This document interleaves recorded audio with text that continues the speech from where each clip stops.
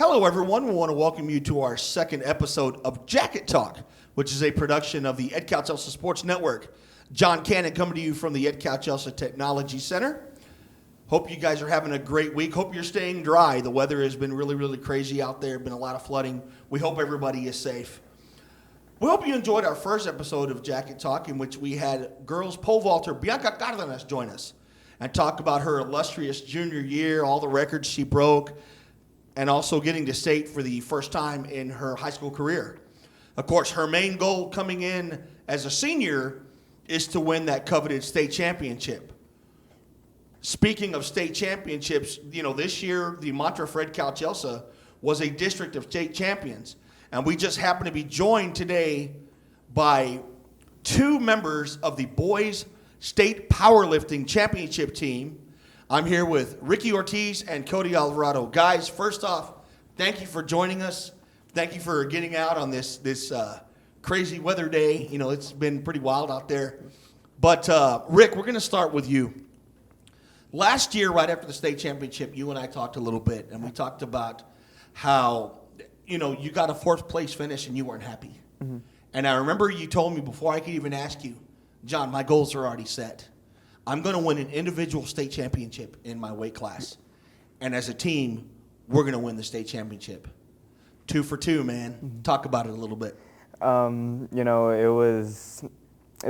were two goals that were definitely within range, Last year, I came pretty close to a first place finish, and as a team, we just didn't have too big of a team.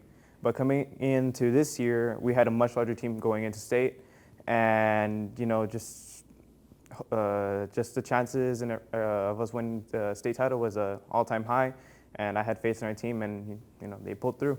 It's crazy. Besides winning a state championship, you broke a record up there, mm-hmm. and you have all this swag that we're sitting here with. Talk to us about a little bit of the swag you brought today. Of course, you got the bad boy around mm-hmm. your neck. But talk about the swag and talk about the record that you broke as well. All right. This one right here is best overall lifter in the whole meet. It's award to the lifter with it's the best pound for pound lifter in the whole meet. Okay. And this one right here, it's a trophy for the most outstanding lift or outstanding total on the light platform. Not big boys. I think it's 198 and below. And this one I got for breaking the total record. And then, this one is first place finish in the 148-pound weight class. So I got to ask you, of all three of these, which one do you feel holds more weight? I think it would be best overall lifter because only one is awarded every meet. So you were the best overall lifter out of every weight class there? Yeah, at the state meet. Wow.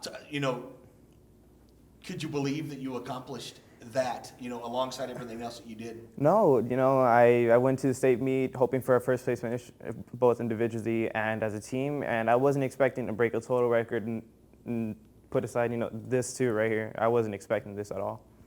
Winning that state championship as a team, I know that you've always been about team. Yeah. You're not about an individual.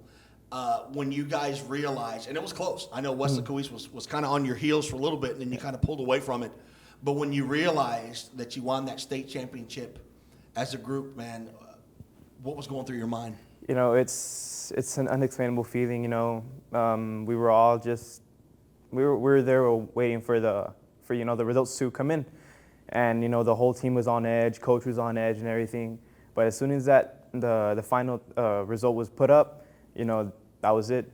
It's just so many emotions. It's unexplainable, but we're proud and happy. Cody, we're going to go over to you. Obviously, we kind of knew Ricky, had his sights set on winning the championship this year. But you kind of came out of nowhere in a way. No disrespect to you at all. But you were kind of the guy that was in the middle, was kind of there, But then you went to state, and it just seems like when it came to the end of the year, you got stronger and you got better. Why was that? Do you feel when the pressure was on, that's when you brought out your best? It's just what you put in, the work you put in the weight room. Like, it's all about how much work you put in, basically. Like, I just wanted to get stronger, At state, that's when the most pressure is put on. You're in that big center in Abilene, amongst the best of the best. And your weight class is a tough one. So to be able to get out of there with a second place medal, did you accomplish the goal that you wanted to? I was hoping for first, but it's a big jump from last year. I placed 10th in state, and I think that's a pretty big accomplishment going in second. Now, one thing we talked about, you were so close to winning it. It was one of your lifts that you messed up a little bit on. Elaborate on that a little bit. It was in the squat. It was my second attempt. It was 700, and I didn't get the attempt, and then I had to repeat it on the third attempt. So that kind of pushed me back. And if I would have gotten all my lifts in squat, it would have been like no doubt I won. Now, coming into this year, I know you guys are already preparing right now, but Cody, I'm going to go back to you. Knowing that the gold medal was in your hands, what is it you're focusing on more this year in order to make sure what happened last year doesn't happen again? Just work harder. That's basically it. Out of all three lifts, which one would you say is your strongest and why? Squat. Why is that? I have a passion for it now. Like in the beginning of my freshman year, that's when I started liking to lift. Like I saw the varsity players work out every day in the weight room. It just gave me the motivation to start lifting, and then squat. It just caught my eye. Like I was I was the strongest in my class, and it just I just brought that the strength into the powerlifting. It's Ricky, a lot of times, and no disrespect for this either, sometimes in sports size doesn't matter. I know a lot of times we tease you about your size, we talk to you about your height and everything. Cody, you know what I'm talking about. But when most people look at you, they don't see you as a power lifter. But they say looks are deceiving. So talk about that a little bit. How do you make it all work? It's kind of funny. I'm not really seen as much of a threat or anything. I don't really look much of a power lifter, especially in just regular clothes like this. But it's fun. It's all fun. Like it's fun for them. Just throwing that out there. I'm the short guy. This and that. But it's the cool part about that is showing them what I can really do. Showing them up. Showing them that I can do everything that they can do and better. And that's the best part about it. But the best part about being short is that you can do anything that tall people can do. Really, it's the same thing. There you go. One thing about powerlifting, you have to spend so much time in the gym. And we were talking before the show that you've taken no breaks during this summer. You've taken no time off. How much time do you guys actually put in the weight room or in workouts per day? So far this summer, I've put in about 3 hours, 4 days. And I get my rest days, dieting and everything. I've been keeping up with that too. But that is true, yes. I haven't really taken any breaks since state ended, but that's because I'm trying to get ready for what's next, There you go. You brought up a great point, Cody. I'm going to go to you. Dieting is also a big part of powerlifting. Oof. In the sport, you have to be pinpoint on. You can't be an eighth of a pound over or whatever. They won't let you lift. How imperative is it to stick to that diet? And what does your diet yourself consist of? This season was actually pretty tough. I had to maintain my weight, and in the beginning of the season, I was overweight by like 4 pounds, and Coach Marichelada, he pushes us to lose weight, to drop weight. He pushes us and it's I myself I had to I dieted by meal prepping. I would do ounces of my protein, like chickens and stuff, and that actually helped a lot. I dropped about 13 pounds in 2 weeks, from the beginning of the year, and so yeah, and then I just maintained it throughout the season. Being that it's a summertime right now, and a lot of times you guys are out of school, so it's kind of like this is a veg out phase. This is the phase where you guys go and kind of let it all out. Yeah. How much tougher is it, Rick, now in the summer that of all the times, this is the time you really have to stick with it? you're at home. I'm at home most of the day, taking care of my sister, and it's hard walking by the counter or just the shelves and everything, and you see everything there. Like I could eat this. There's chips here. I can make brownies, this and that. But it's about just keeping the mindset and keeping the goal in mind. Is this really worth putting myself behind just because I feel like eating this today? There you go. Speaking of Coach Marichelada, Martinez meant so much to this powerlifting program, and what he's done to move this program in this direction is totally unbelievable. Tell me what he's meant to you guys as individuals, and also what he's meant to this program. Mr. Marichelada, he's like another dad. Yeah. He's always been there for me. Ever since I got into high school, he's the man that you want to impress. He's the one that you want to look good in front of, and he's just always been there for us. He's, like I said, he's like another dad. And I feel like if he hasn't really, I know he knows his role as a coach and everything. He's supposed to set an example and everything, and he does an amazing job of that. He's always there on time. He's always there at practice. He's always pushing us to limits that we didn't even know we had. And I could comfortably say that he's like another father figure, like Cody said. He's very reliable. And over the course of this season and last year's season, I've only been here for 2 years, and I feel like if the main reason that this team is so close is because of, we got to have the coach involved in everything. We just developed this kind of just little group, and he's very important to us. There you go. Now, fast forward to this year. I know that you guys have graduated some heavy hitters. Of course, George is gone. George was a state champ. Mm-hmm. Who's gone and who's back for coming into this next season? We got 2 seniors that are leaving, which is George and Adam Waya. And then we basically have the whole team back. We have myself, Rick, Nate Vallejo, Manny, who else? Imanol, right? Is he Yeah, back? Imanol, yeah. Okay. Is Jacob's coming back. I'm not sure about the other guys. They left before regionals. Okay. And when they didn't qualify, they just went off radar. But we have some newcomers. Yeah. They were in the program, but they weren't competing because Marichelada said that they weren't ready yet. Okay. They were still getting their strength. They're incoming sophomores this year. So. Okay. So they're going to kind of take the space of Adam and Yeah. George. Hopefully. Yeah. Okay. George, those are some big shoes to fill. He was another state champ. So do you feel the pressure's on you now, Cody, as a senior? Obviously it's going to take not only one, but another. You saw it. It's going to take another person to win state if you guys want to repeat. So do you feel the pressure is on you right now? Oh, yeah, most definitely. To stay on top is always the toughest thing to do. Yes. Once you're on top, everybody's coming after you. They're gunning for you.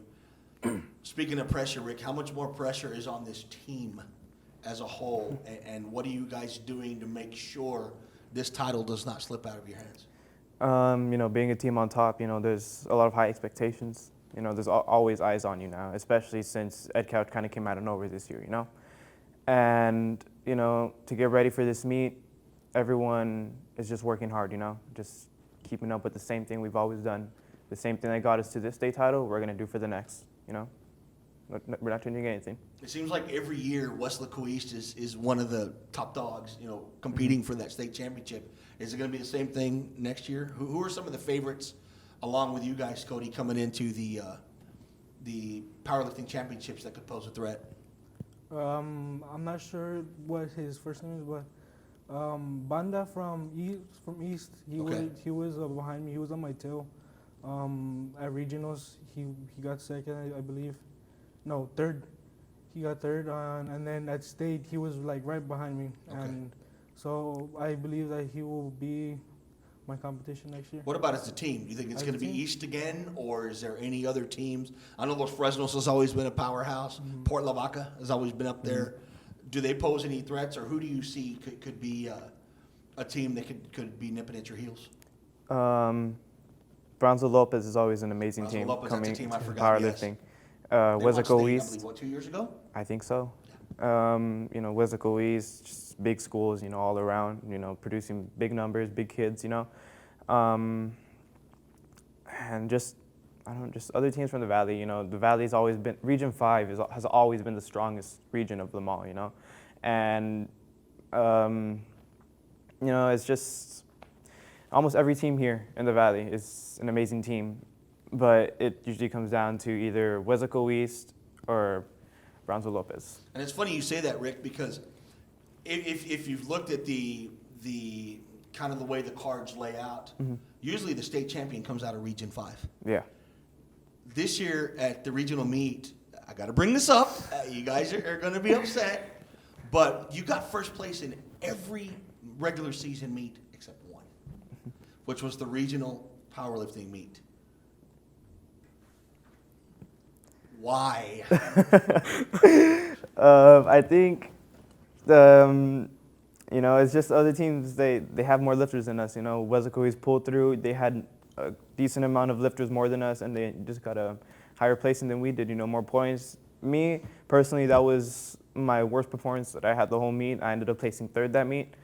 But, it was a good wake-up call.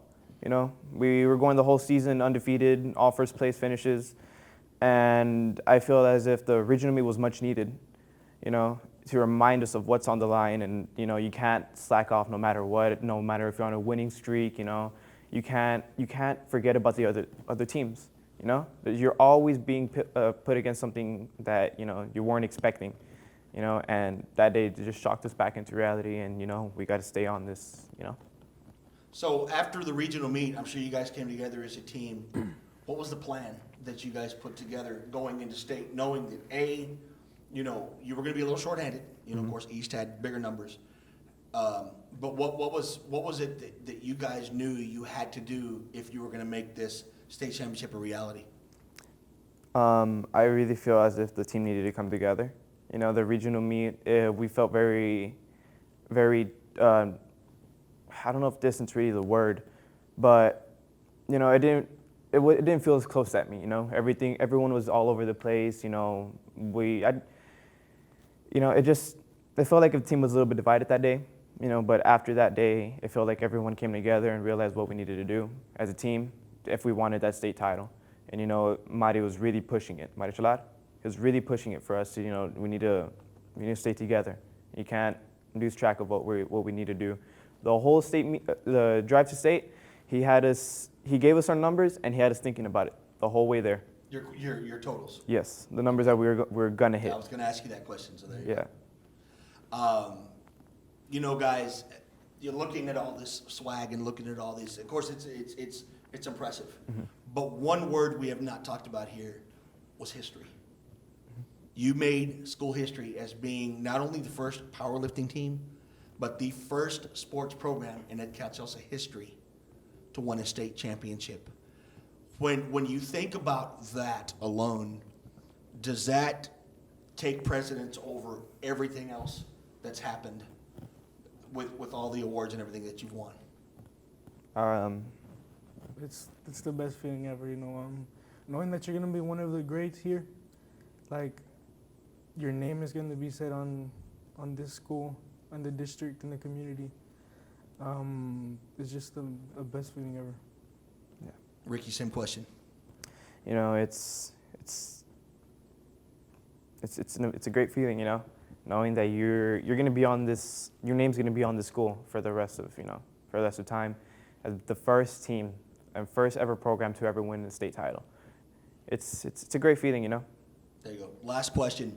Cody, you're coming into your senior year. Of course, you have football right now, plus powerlifting, but we talked a little bit, and you had told me how before football was your number one passion, but now powerlifting is kind of, I don't want to say it's taken the place of it, but it's right there. So I got to ask you the $1 million question. If a recruiter were to come to you today and gave you your option, football or powerlifting, which one would you take and why? Honestly, it doesn't.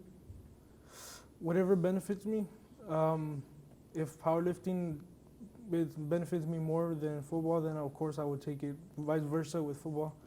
But more educational wise, it depends like what school. And right now my main goal, my main what I'm looking at right now is UTSA. Okay. For educational wise, they have one of the best business schools in the nation, so I'm kind of aiming for there. And I kind of my dad, he had at the state meet, he talked to them, and he was asking for like what I needed to do to like get recruited, you know. And they were telling them that they needed bigger guys, so that kind of like it linked up together, like for education and for powerlifting. Did you ever imagine when you were a little kid dreaming of being a Yellow Jacket football player that powerlifting would even be in the cards for you? I never thought of like powerlifting. I just football, you know. There you go. Now, Rick, you've changed things up a little bit this year. Of course, you played football in the past. This year, you've given football up to strictly focus on powerlifting. Mm-hmm. One of your big goals that we talked about was you want to lift in the Olympics. Yes. That's the ultimate goal for you. What are the steps that you're looking to take? And I know you mentioned something about USA Powerlifting as well. Let's dwell on that a little bit. My goals with concerning USA Powerlifting is I wanna make it to the IPF stage. I want to make it into International Powerlifting Federation, and I want to lift internationally to represent the U.S. And if the opportunity ever comes to lift in the Olympics, you know, I'm all for it. You know, that's way up there. You know, but my main goal with USA and IPF is to lift internationally and represent the U.S. You know, to the best of my extent. You know. Now, are you already involved with USA Powerlifting, or are you working towards getting into that? I'm working towards it. I'm definitely looking to do a meet this summer, and if I do good there, then I'm looking to lift at the national meet, and then if I do good there, I will be able to represent the U.S. in the IPF. There you go. You got 2 years left, so you got 2 more years of me. You're lucky, Cody. You only got 1 more. Guys, again, I've got goosebumps right now just talking to you guys. I've known you since you were a freshman. And to see this come about is unbelievable. You know, I can honestly say in my 20+ years of reporting, you're only the second group of state champs I've ever talked to. The first group, of course, is, I got to say it, Wesco East when I worked for the Mid-Valley Town Crier. But, you know, this story really came out of nowhere. So congratulations to you guys. Thank you. 2019 is the year of the repeat. Mm-hmm. Will that be correct? Yes, sir. So, ladies and gentlemen, you got to keep up with us on the Edcouch Elsa Sports Network. We're going to be following Ricky, Cody, and the rest of the team as they look to bring back a second state championship and continue to rewrite history for Edcouch Elsa ISD. Once again, we want to thank you for joining us on our second episode here. Of course, last week I forgot to do this. I cannot forget to do it this time. We want to thank Joe Vallejo and all the guys here in technology for helping us with the production. This couldn't be done without you guys. So we truly want to thank you. We want to thank all the fans that have chimed in and given your feedback. We truly do appreciate that. We hope you're enjoying this. We have a lot more of it to come. And we will see you when we see you next time. For John Cannon, I'm signing off. This has been Jacket Talk.